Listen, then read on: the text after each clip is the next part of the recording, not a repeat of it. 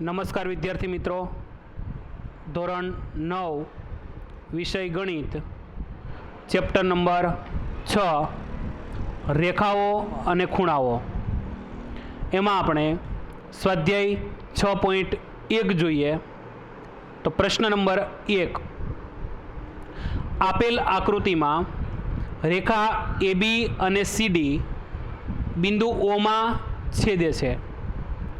જો ખૂણો AOC plus ખૂણો BOE 70 અંશ હોય અને ખૂણો BOD 40 અંશ હોય તો ખૂણો BOE અને વિપરીત ખૂણો COE મેળવો. તો સૌપ્રથમ વિદ્યાર્થી મિત્રો, રેખા AB અને CD બિંદુ O માં છેદે છે. તો આપણને BOD નું માપ આપ્યું છે. તો ખૂણો BOD બરાબર 40 અંશ આપેલું છે, એટલે કે પક્ષ ગણાય આપણું.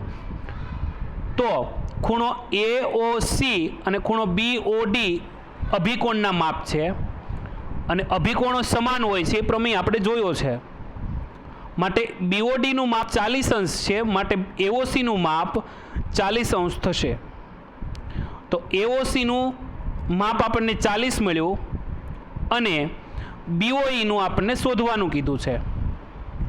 તો ખૂણો AOC પ્લસ ખૂણો BOE બરાબર 70 અંશ આપેલું છે. એમાં આપણને ખૂણો AOC 40 અંશ મળ્યું, તો BOE બરાબર 70. માટે BOE બરાબર 70 માઇનસ 40 કરો એટલે ખૂણો BOE બરાબર 70 માઇનસ 40 એટલે 30 અંશ મળે. માટે ખૂણો BOE નું માપ 30 અંશ થાય. હવે ખૂણા બિંદુ O પાસે 3 બને છે.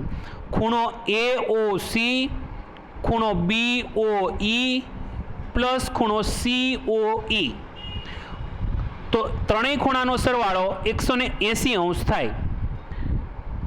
તો રેખિક જોડના ખૂણા પણ કહેવાય, કારણ કે 3 ખૂણા બને છે. તો બે ખૂણાનો સરવાળો આપણને 70 અંશ આપેલો છે. ખૂણો AOC અને BOE પ્લસ ખૂણો COE બરાબર 180. હવે 70 ને તમે જમણી બાજુ લઈ જાઓ તો ખૂણો COE બરાબર 180 અંશ માઇનસ 70 અંશ. માટે ખૂણો COE બરાબર 110 અંશ.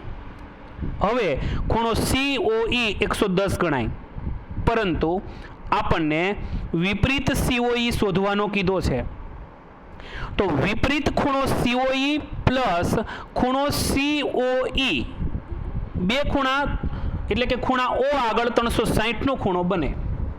તો વિપરીત COE શોધવાનું છે પ્લસ 110 ખૂણા COE નું માપ છે બરાબર 360. 360 અંશમાંથી 110 અંશ બાદ કરો તો 250 અંશ મળે. આમ વિપરીત ખૂણો COE 250 અંશનો થાય. તો આ થયો પ્રશ્ન નંબર 1. પ્રશ્ન નંબર 2, આપેલ આકૃતિમાં રેખા XY અને MN O બિંદુમાં છેદે છે. ખૂણો POY બરાબર 90 અને A/B બરાબર 2/3. તો C શોધો. તો વિદ્યાર્થી મિત્રો, સૌપ્રથમ ખૂણો POY અને ખૂણો POX રેખિક જોડના ખૂણા છે. માટે ખૂણો POX પ્લસ ખૂણો POY બરાબર 180. POY 90 આપેલું છે, માટે ખૂણો POX પ્લસ 90 બરાબર 180 અને 180 માંથી તમે 90 બાદ કરો એટલે મળશે 90. માટે ખૂણો POX બરાબર 90 અંશ. અને XOM અને MOP એ આસન કોણના ખૂણા છે. ખૂણો XOM અને ખૂણો MOP એ ખૂણો POX ના આસન કોણ છે. XOM બરાબર B છે પ્લસ MOP બરાબર A છે બરાબર ખૂણો POX બરાબર 90°. હવે A બરાબર 2x ગણવાના અને B બરાબર 3x ગણવાના, કારણ કે A રેશિયો B આપ્યા છે એટલે ગુણોત્તર આપ્યો છે, એટલે A બરાબર 2x ને B બરાબર 3x, એટલે ટોટલ કરો તો 5x થાય ને 5x બરાબર 90° માટે x બરાબર 90/5 કરો એટલે x બરાબર 18 થાય, માટે A બરાબર 2x બરાબર 2/18, 18 દુ 36 એટલે A બરાબર 36° થાય અને B બરાબર 3x, તો 3/18 માટે 18 તેરી 54 માટે B બરાબર 54° થાય. હવે XOM અને XON રેખિક જોડના ખૂણા છે પાછા, તો ખૂણો XOM પ્લસ ખૂણો XON બરાબર 180. એમાં આપણે XOM બરાબર B દર્શાવ્યું છે આકૃતિમાં અને XON બરાબર C દર્શાવ્યું છે, બરાબર 180°. B બરાબર 54° માટે 54° પ્લસ C બરાબર 180 માટે C બરાબર 180° માઇનસ 54°, 180 માંથી 54 બાદ કરો એટલે C બરાબર 126° થાય. એના પછી જોઈએ પ્રશ્ન નંબર 3. આપેલ આકૃતિમાં ખૂણો PQR બરાબર ખૂણો PRQ, એટલે બે ખૂણા સમાન હોય તો સાબિત કરો કે ખૂણો PQS બરાબર ખૂણો PRT. તો સૌપ્રથમ કિરણ QP નું ઉદ્ભવ બિંદુ રેખા ST પર છે અને ખૂણો PQS અને PQR રેખિક જોડના ખૂણા છે, માટે ખૂણો PQS પ્લસ ખૂણો PQR બરાબર 180°, સમીકરણ નંબર 1. એવી જ રીતે PR નું ઉદ્ભવ બિંદુ રેખા ST પર છે અને બિંદુ R આગળ 180 ના ખૂણા બનશે, કારણ કે ખૂણો PRQ અને ખૂણો PRT રેખિક જોડના ખૂણા છે, માટે ખૂણો PRQ પ્લસ ખૂણો PRT બરાબર 180, જે સમીકરણ નંબર 2 થશે. અને પક્ષમાં આપણને આપ્યું છે કે ખૂણો PRQ ની જગ્યાએ તમે PQR લખી શકો છો, માટે સમીકરણ નંબર 2 થશે ખૂણો PQR પ્લસ ખૂણો PRT બરાબર 180. હવે સમીકરણ 1 છે આપણું અને સમીકરણ 2 છે, બે ઉપરથી તો PQS પ્લસ PQR બરાબર 180 અને PQR પ્લસ PRT બરાબર 180. તો બેની સરખામણી કરીએ તો ખૂણો PQS પ્લસ ખૂણો PRQ બરાબર ખૂણો PRQ પ્લસ ખૂણો PRT. PQR ખૂણો ઉડાડી નાખો તો માટે PQS બરાબર PRT, જે આપણે સાબિત થાય છે. તો આ થયો પ્રશ્ન નંબર 3.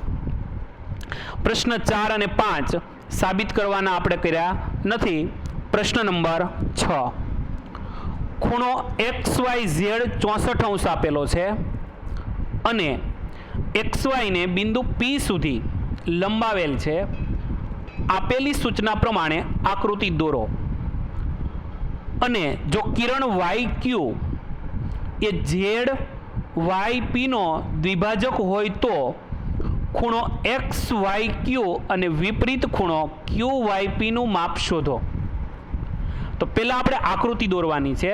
પહેલા ખૂણો XYZ 64 બનાવ્યો અને XY કિરણને આગળ વધારીને આપણે YP કિરણ આગળ લીધું અને Y માંથી Q કિરણ બનાવ્યું, જે ZYP નો દ્વિભાજક હોય, એટલે કે PYQ અને QYZ બંનેના માપ સરખા થાય એટલે આસન કોણ બનાવેલો છે અને દ્વિભાજક પણ કહેવાય.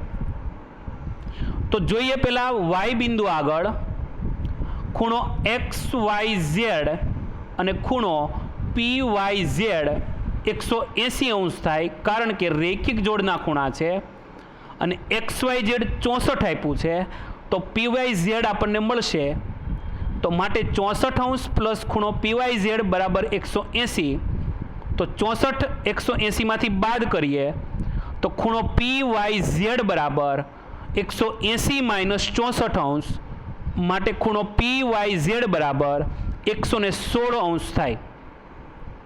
હવે કિરણ YQ એ PYZ નો દ્વિભાજક છે, એટલે કે ખૂણો PYQ અને ખૂણો QYZ એ ખૂણા PYZ કરતાં અડધા થશે, એટલે કે 1/2 ગુણ્યા ખૂણો PYZ. માટે ખૂણો PYQ બરાબર ખૂણો QYZ બરાબર 1/2 ગુણ્યા 116 અંશ, માટે ખૂણો PYQ બરાબર ખૂણો QYZ બરાબર 58 અંશ થશે. હવે ખૂણો XYZ અને QYZ આસન કોણ છે, એટલે કે આખો ખૂણો આપણને કયો મળશે તો XYQ બરાબર XYZ પ્લસ QYZ, માટે ખૂણો XYQ બરાબર 64 અંશ પ્લસ 58 અંશ, 64 પ્લસ 58 એટલે 122 થાય, માટે ખૂણો XYQ બરાબર 122 અંશ થાય. તો આપણને મળી ગયો XYQ ખૂણો. હવે QYP ખૂણો આપણને 58 આપેલો છે, તો જોઈએ આગળ.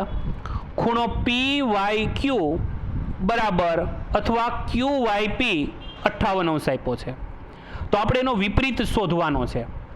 તો વિપરીત ખૂણો QYP પ્લસ QYP બરાબર 360 અંશ થાય, અને 360 અંશમાં બે ખૂણા છે, ખૂણો QYP અને વિપરીત ખૂણો QYP.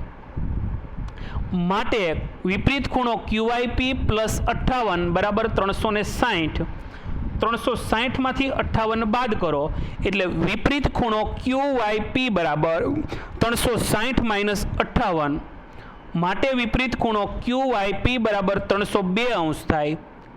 આમ વિપરીત ખૂણાનો આપણી વ્યાખ્યા પ્રમાણે 360થી ઓછું અને 180થી વધારે હોય એને વિપરીત ખૂણો કહેવાય. તો આ મળ્યો આપણને વિપરીત ખૂણો QYP બરાબર 302 અંશ. તો આ થયું આપણું સ્વાધ્યાય 6.1 પૂરું. બસ અસ્તુ.